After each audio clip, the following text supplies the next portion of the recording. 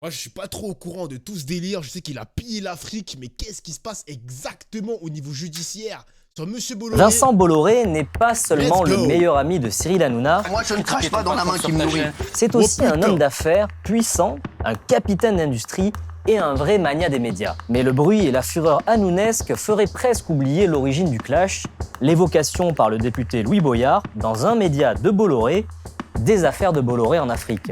Ce sont les mêmes personnes qui appauvrissent la France et elles appauvrissent l'Afrique. Je vais vous donner l'exemple rien que de Bolloré. Quelles sont ces fameuses affaires et pourquoi la justice française soupçonne l'homme d'affaires breton de corruption? Ça tombe bien, ça fait quelques temps à Blast qu'on Le son, il est fort. Mais comment ça, le son, il est fort? Genre, ça vous nique les oreilles. Mais baissez le son du stream, les mecs, vous êtes bizarres. Wesh. prépare une série d'enquêtes sur les aventures de Vincent au Togo. Une heureuse coïncidence, je vous l'assure. Une enquête de Nicolas c'est vous-même. Vescovacci et Andrew Vert en partenariat avec Africa Confidential. Baisse un petit peu. Baisse un petit peu parce que... 26 février 2021 se déroule une scène étonnante au tribunal de grande instance de Paris. Vincent Bolloré est convoqué par le parquet national financier pour une comparution avec reconnaissance préalable de culpabilité sur des faits présumés de corruption intervenus au Togo en 2010. 2010, C'est une ok. procédure bien pratique qui permet, quand on a de l'argent, de plaider coupable, payer et ressortir Sortir libre. libre. Ok. Il y a eu un deal, 375 000 euros, et en échange, il peut ressortir sans qu'aucune condamnation ne soit inscrite à son casier judiciaire. Ok. Simple formalité donc, mais rien ne va se passer comme prévu. Je vous raconte la suite parce que même si l'audience était confidentielle, j'étais dans la salle ce matin-là. Isabelle Quoi, il y Prévost-Dupré, était? la Mais présidente non. du tribunal, lui demande s'il reconnaît sa culpabilité. L'homme d'affaires se lève et répond « Oui, Madame la Présidente ». Sauf que coup de tonnerre, la présidente refuse d'homologuer le CRPF et estime nécessaire que les infractions reprochées à Vincent Bolloré et deux de ses collaborateurs soient jugées devant un tribunal correctionnel. Wow. There is no deal. L'un des hommes les plus puissants de France devra donc répondre de faits de corruption qu'il a lui-même reconnus devant un tribunal. Forcément, à la sortie de l'audience, le Breton fait grise mine. Un commentaire pour Blast, monsieur Bolloré? C'est inédit, c'est la première fois, à ma connaissance, qu'un patron français reconnaît des faits de corruption devant la justice française. Attends, mais là, Bolloré, il s'est fait scam par la juge. La juge, là, on parle de comparution, Crary, pas de, tu donnes de l'argent et il n'y a rien qui est inscrit à ton casier judiciaire. Mais la juge l'a baisé, en fait. La juge l'a baisé, là. Les Incroyable. avocats expliquent Quelle reine. qu'il a reconnu ces faits de corruption dans le cadre d'une convention négociée pour mettre un terme aux poursuites judiciaires. Donc que M. Bolloré aurait sacrifié son innocence, selon les mots de ses avocats, pour mettre un terme à toutes ces poursuites. Il n'en reste pas moins que vous avez là, ce jour-là, un patron français qui a des intérêts importants en Afrique, qui reconnaît des faits de corruption d'agents publics étrangers. Et ça, pour moi, c'est inédit. Un pacte Ouais, j'espère qu'ils vont aussi attaquer la vidéo sous un angle différent. Enfin, c'est bien d'attaquer Bolloré, mais aussi, il faut parler du gouvernement africain. Hein. Africain. Il y a beaucoup de dirigeants africains qui se sont mis plein les poches, les mecs. Hein. Il y a un mec qui a partagé un thread parce qu'ils ont dit « Ouais, Bolloré, c'est bien mignon de l'attaquer et tout, mais il faut aussi attaquer les dirigeants africains qui se sont mis plein les poches et qui sont aussi responsables de l'appauvrissement de l'Afrique. Hein. Les mecs au Togo, en l'occurrence, mais c'est une folie, les gars. Hein. C'est vraiment une folie, la corruption là-bas. Hein. de corruption J'écoute, au Togo, ouais, j'écoute, les mots sont t'inquiète. forts, mais de T'inquiète, quoi t'inquiète. parlons-nous? Il faut remonter à 2010. Je me suis mal exprimé, excusez-moi. Entre la fin de l'année 2009 et Merci, le Mera, début pour le de l'année sub. 2010, il se trouve qu'on est en pleine campagne présidentielle au Togo, Togo, que le ok. président sortant, Faure Gnassingbé, est dans une campagne, qu'il y a une opposition, et qu'à ce moment-là, eh bien, il y a un pacte qui va se jouer entre la présidence togolaise Voilà, et le groupe Bolloré pour financer une partie seulement, des frais de communication du président sortant. Le groupe Bolloré, à travers l'une de ses filiales, SDV Afrique, va payer à peu près 300 000 euros hors taxes de frais de communication. Le parquet a établi les faits, et donc c'est bien le groupe de M. Bolloré qui a payé une partie de ces frais de communication pour un président de la République sortant. En campagne pour sa réélection en 2010. c'est une dinguerie. Et évidemment, le président sortant, nous sommes au Togo, a remporté les élections. Ce qui veut dire qu'on a un patron français de l'importance de M. Bolloré qui a joué un rôle majeur dans la réélection d'un président africain. Et ça aussi, de mon point de vue, c'est inédit. Alors, c'est établi dans les documents judiciaires.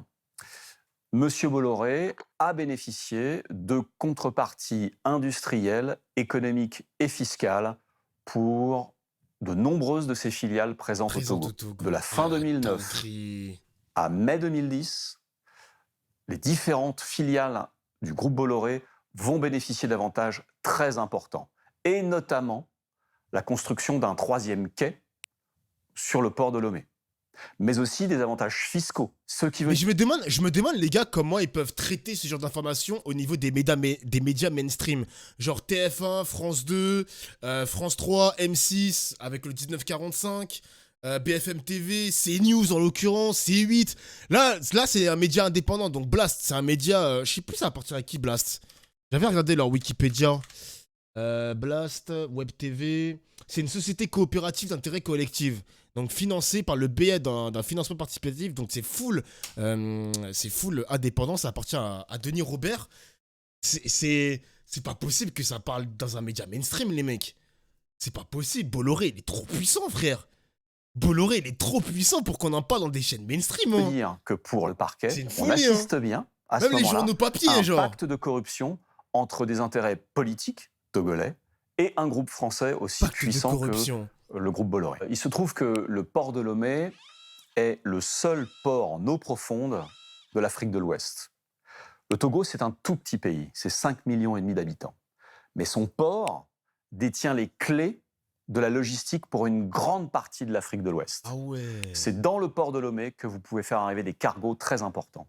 Et donc le port de Lomé manquait au tableau de chasse du groupe Bolloré à la fin des années 90. Lomé est un pays stratégique sur la côte d'Afrique de l'Ouest. Et donc c'est naturel, avec un grand tirant d'eau, c'est naturel qu'on fasse un gros investissement ici. C'est abusé, mais... Vincent Bolloré serait donc intimement lié avec le clan qui dirige le Togo. Nous serions face à un véritable réseau politico-financier que je vous propose de découvrir. Au centre du réseau, il y a un homme, Charles Kokouvy Gaffan. Monsieur Gaffan serait le parfait apparatchik, c'est-à-dire quelqu'un qui s'est hissé jusqu'au sommet grâce à son réseau personnel. Il travaille pour le groupe Bolloré depuis 1985. Il en est l'un des piliers aujourd'hui, non seulement dans le système de Vincent Bolloré au Togo, mais il est aussi très très proche de la présidence togolaise, jusqu'à avoir servi d'intermédiaire entre la présidence togolaise et le groupe Bolloré. C'est l'une des révélations de cette enquête. Au moment de la création de Vivendi au Togo, le groupe Bolloré, à travers sa filiale africaine Vivendi Afrique, eh bien, va donner 14% de la filiale togolaise à son homme lige, à son référent togolais. Pour quelle raison ? C'est un mystère puisque M. Gaffan a refusé de répondre à nos questions. S'agit-il d'un cadeau ? C'est possible. Comme ça, s'agit-il d'un portage financier ? C'est-à-dire que est-ce que M. Gaffan représente les intérêts d'une autre personne qui serait rémunérée de la sorte ? C'est une hypothèse qui est possible également, mais que nous ne pouvons pas confirmer puisque au Togo, il est très difficile de démêler les liens financiers et d'avoir accès à des documents. Rien qu'avoir eu accès à ce document est quelque chose qui nous permet d'étayer davantage ce réseau politico-financier que M. Bolloré a tissé au cours des années. Mais c'est vrai que M. Gaffan, à travers ces 14%, est réaffirmé à ce moment-là, on est en 2015, comme le pilier de ce réseau politico-financier au Togo. Mais l'appétit de Vincent Bolloré ne s'arrête pas au secteur portuaire. Il y a aussi les télécoms. Pour bien comprendre ce qu'est Vivendi en Afrique, il faut effectivement parler de Sina Lawson. Sina Lawson, c'est l'une des sœurs Lawson, qui est ministre des Télécoms dans le gouvernement de Faure Gnassingbé depuis 2010. C'est une jeune femme talentueuse, formée à Sciences Po à Paris, qui a eu des responsabilités dans différents groupes privés, notamment chez Orange, mais elle a aussi travaillé à la Banque mondiale. Elle est très proche du président de la République. Ah ouais, elle a un sacré palmarès, la demoiselle. Hein. Sacré palmarès.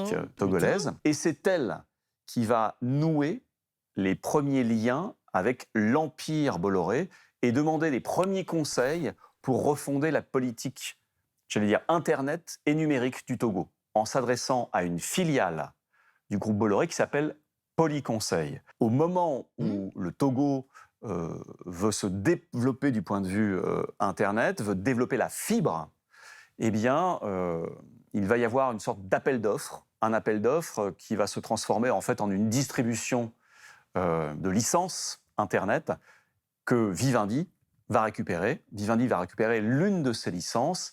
Et ce qui est vraiment marquant dans cet petit épisode, c'est qu'en fait... What? Pour que Blast ne disparaisse pas, nous devons gagner 5000 nouveaux abonnés et donateurs d'ici décembre. Wesh, le coup de pression. Attends, mais c'est-à-dire que là, ils ont une épée de Damoclès sur la tête? Attendez, je regarde, les gars. Je regarde. Attendez, ça va disparaître, Crary. Je fais un don. Ah, poteau, force, hein. Poteau, force, hein, mon gars. Force, mon gars. Vous allez pas disparaître, j'ai confiance. Vivendi va récupérer une licence Internet alors que la société n'est même pas créée encore au Togo. C'est-à-dire qu'elle n'est même pas officiellement reconnue au Togo, qu'elle a déjà récupéré une licence. Ce qui fait dire à toute l'opposition togolaise que cet appel d'offres était cousu de fil blanc et que les intérêts politiques, économiques étaient tellement noués depuis longtemps que tout ça a été développé pour favoriser les intérêts du groupe Bolloré. Alors il se trouve que les Lawson sont une grande famille togolaise et que parmi les maillons de ce réseau politico-financier, vous avez une sorte qui s'appelle Katia Lawson. Katia Lawson conseil de surveillance de Vivendi. Jeune femme représentante à la Société Générale des intérêts africains de la banque, siège aujourd'hui au conseil de surveillance de Vivendi. Et depuis 2020, elle est aussi au conseil d'administration de l'Agence française de développement, qui n'est autre que le bras armé de la France pour l'aide au développement, évidemment en direction de l'Afrique, mais pas seulement, sur tous les continents. Et entre amis, quand il faut trouver un travail pour un demi-frère, il y a toujours moyen de s'arranger. Alors oui, Patrick Bolouvi, c'est le demi-frère effectivement de Faure Gnassingbé.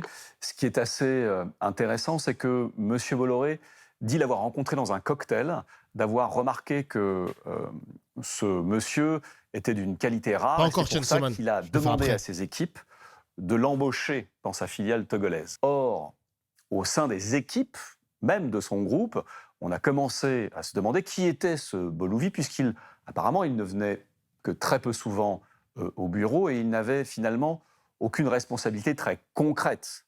On a même parlé d'emploi fictif. La réalité, c'est qu'en fait, c'est une des pièces, un des maillons supplémentaires du réseau politico-financier. Regardez ça, les gars, c'est une folie. Hein. Et il fallait, dans ce réseau... les gars, il n'y a pas de Dofla Lanson. Hein. Il n'y a pas de Dofla Lanson. Laissez-moi tranquille.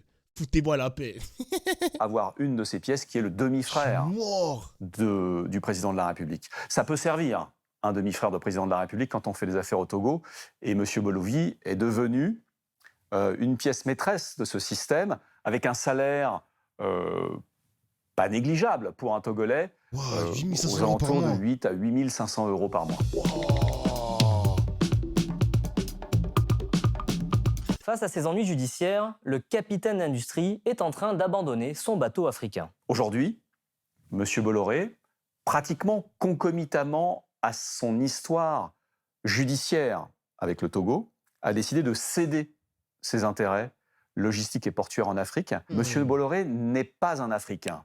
M. Bolloré n'est pas quelqu'un qui connaît intimement l'Afrique. C'est quelqu'un qui a utilisé l'Afrique pour ses propres intérêts financiers. Il y a trouvé des marchés, des débouchés industriels, il y a fait beaucoup d'argent. Le jour où il considère qu'il faut en partir, eh bien il cède ses intérêts au plus offrant, et il se trouve que là, il s'agit d'un groupe italo-suisse, MSC, qui a racheté ses intérêts pour un peu plus de 5 milliards d'euros, ce qui est un très très bon prix.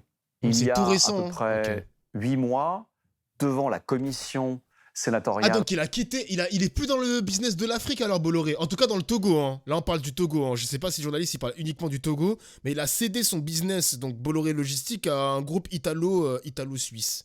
Ok. Donc il a quitté le Togo depuis 2022, d'accord. Qui enquêtait sur la concentration des médias. Vincent Bolloré a affirmé qu'il ne faisait pas de politique, qu'il faisait que du business. Cette histoire démontre exactement le contraire. Évidemment, le clan Bolloré récuse ces affirmations et considère qu'il n'y a pas eu de contrepartie. Le parquet affirme, encore une fois, qu'il y a bien eu un pacte de corruption et que ce pacte de corruption a été noué par Vincent Bolloré en personne. Présumé innocent, ok.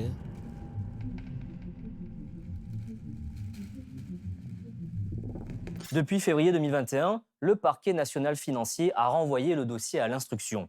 L'homme d'affaires conteste sa mise en examen. Mais c'est la famille de Attal. On parle de Gabriel Attal. C'est vrai qu'il y a l'affaire Colère aussi. Hein. Colère, c'est le pote de Macron, ça. Hein.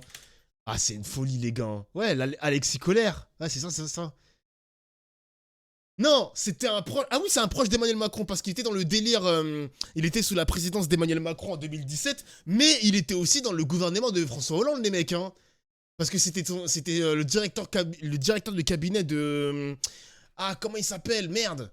Le premier ministre des Finances de François Hollande, avant Emmanuel Macron. Il était aussi dans le délire Colère. Mais putain, c'est vraiment. C'est une folie, hein. C'est une folie, wesh. Putain, comment il s'appelle? Moscovici, voilà. Avant le ministère, avant Macron, c'était Moscovici et il était directeur du cabinet de Moscovici, ensuite Emmanuel Macron, sous la présidence de François Hollande. Quand Macron a été élu président de la République en 2017, il est resté quand même dans les petits papiers de Macron, quoi. Ah, c'est vraiment une histoire de dingue, hein. Oh là là là là là. Les judiciaires n'ont pas encore été épuisés par ses avocats. S'il a lieu, le procès ne devrait pas se tenir avant l'automne ou le printemps 2023.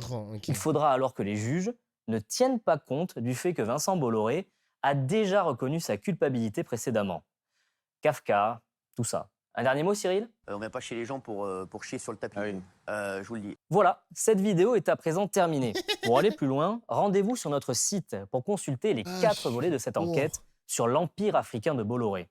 Sur notre antenne, Vincent Bolloré n'a pas d'amis, ni d'ennemis d'ailleurs, et nous sortons les affaires que nous voulons. Pour l'instant, il ne nous a pas rachetés, et avec votre soutien, ce sera encore le cas pendant longtemps. Pour nous permettre de continuer, soutenez-nous financièrement sur Blast. Ah, j'aime bien les trucs comme ça, les gars. J'aime bien les mailles comme ça. J'aime bien. Voilà, j'aime bien. Ça met des petites bastos comme ça à l'Empire. Putain, c'est ouf quand même, hein, comment les gens, ils ont pas envie de se faire écraser par l'oligarchie, les ultra riches, etc. C'est une bonne chaîne, Blast. Hein, j'aime bien. Hein. Les temps sont durs, hein, par contre. Force à vous pour le soutien. Les temps sont durs. C'est Noël, faut que je paye les cadeaux et tout. Mais force, mon. Force, mec. Force.